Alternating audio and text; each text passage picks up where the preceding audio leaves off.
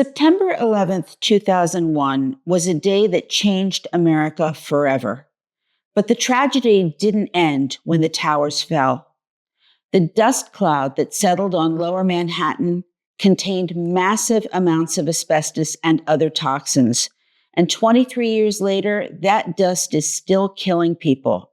First responders, recovery workers, and residents who were exposed to 9/11 dust are developing mesothelioma and other asbestos-related diseases. Today, I want to explain how 9/11 dust causes mesothelioma and what people who were exposed need to know. I'm Terri Oppenheimer, and I've been writing about mesothelioma and asbestos for the website mesothelioma.net for over a decade. This is a particularly painful topic because so many of those affected are people who were helping in our nation's darkest hour. And now they're paying with their health and their lives. Let's start with why the 9/11 dust contained asbestos. The World Trade Center was constructed in the early 1970s when asbestos was still widely used in construction, and the buildings contained it in fireproofing materials, floor tiles, ceiling tiles, insulation, cement, and numerous other building components. Estimates suggest that the Twin Towers contained between 400 and 1,000 tons of asbestos-containing materials. When the terrorists flew our planes into the towers and they collapsed, all of that asbestos, along with concrete, glass, metal, chemicals, and countless other materials, was pulverized into a massive dust cloud.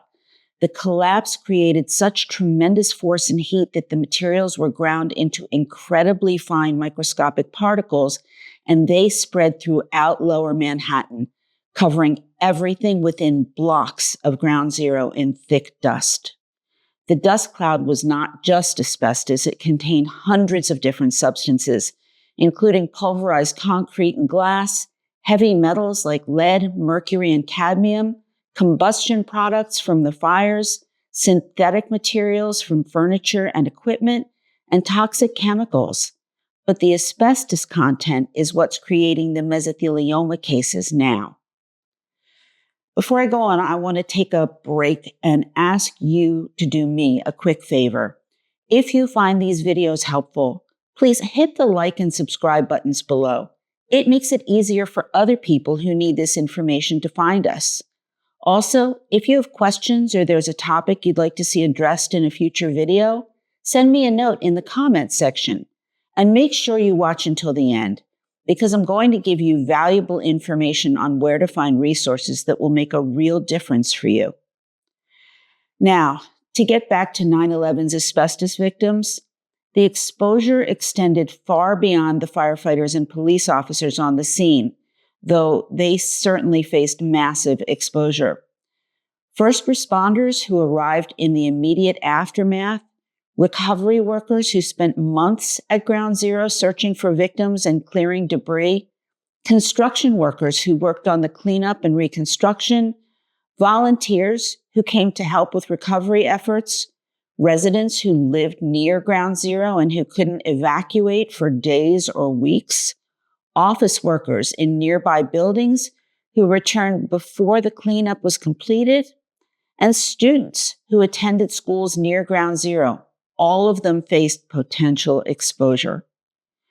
The exposure area was particularly intense for those who worked at the site during the first few weeks, when dust was everywhere and proper respiratory protection wasn't always available or consistently used. First responders rushed to the scene without protective equipment because saving lives was the immediate priority. And in the days and weeks after, as the focus shifted to recovery and cleanup, many workers still didn't have adequate respiratory protection. There was also significant misinformation in the immediate aftermath of the attack. Government officials, including EPA administrators, assured the public that the air was safe when it wasn't. This meant that many people who otherwise would have taken protective measures thought it wasn't necessary.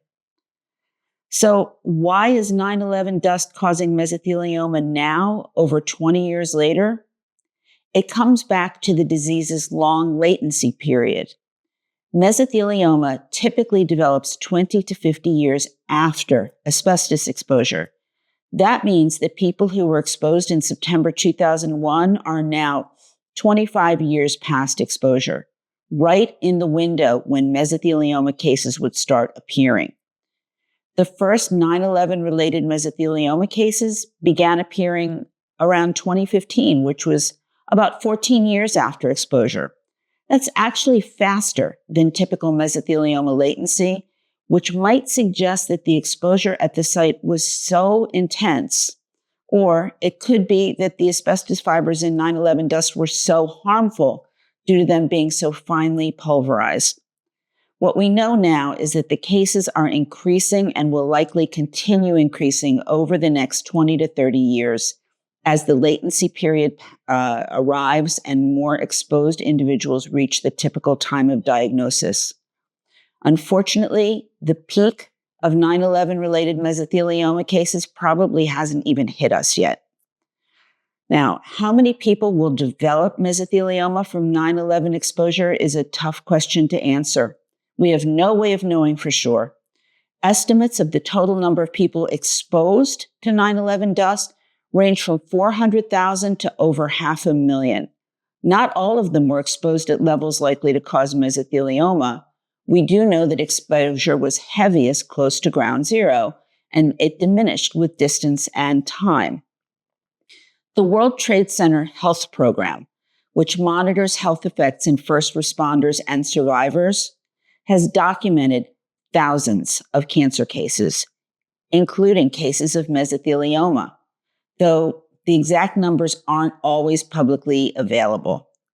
As time passes and more people reach the typical latency period for mesothelioma, there's little doubt that more cases will emerge. So, what should people who were exposed to 9/11 dust do? First, if you were at or near ground zero in September 2001, or you worked on the recovery and cleanup teams, register with the World Trade Center Health Program if you haven't already. This federal program provides health monitoring and treatment at no cost to eligible individuals. Registration is critical for accessing care and benefits.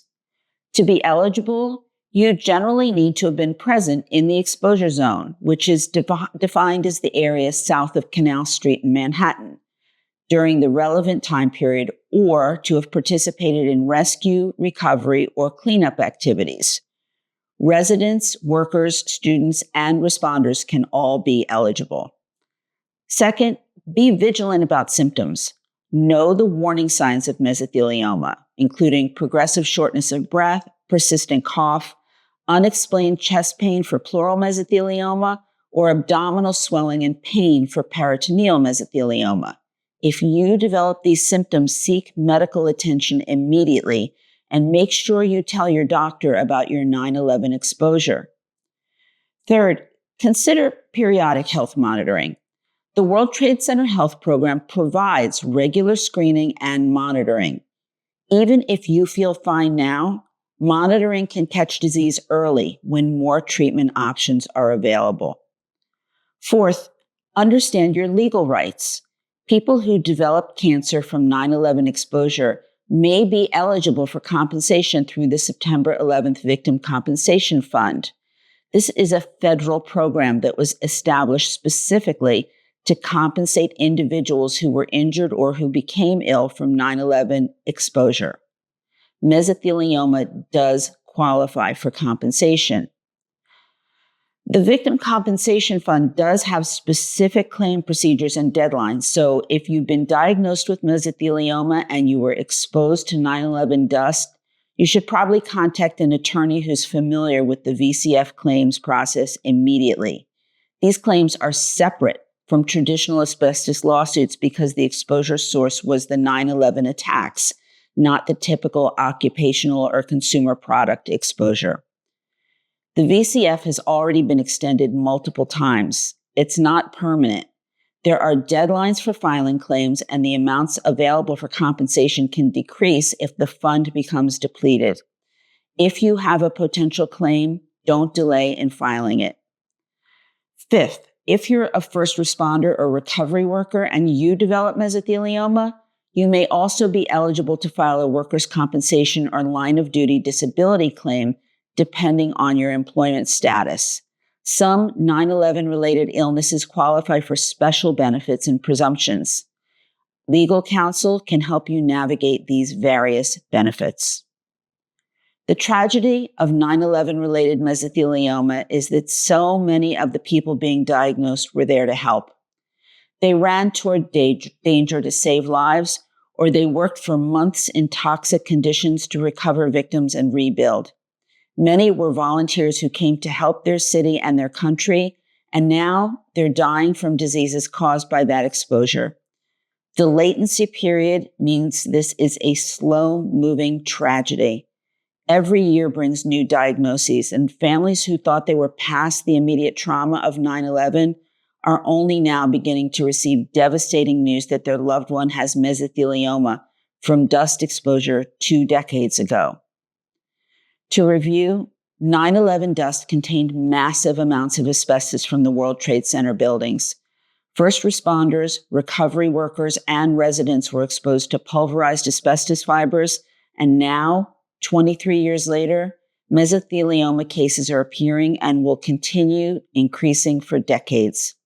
If you were exposed to 9/11 dust, register with the World Trade Center Health Program, watch for symptoms, get regular monitoring, and understand your rights to compensation through both the September 11th Victim Compensation Fund and other sources. For more information about 9/11 related mesothelioma, visit mesothelioma.net or call 1-800-692-8608 or use the live chat feature on the website to speak to one of our patient advocates right away.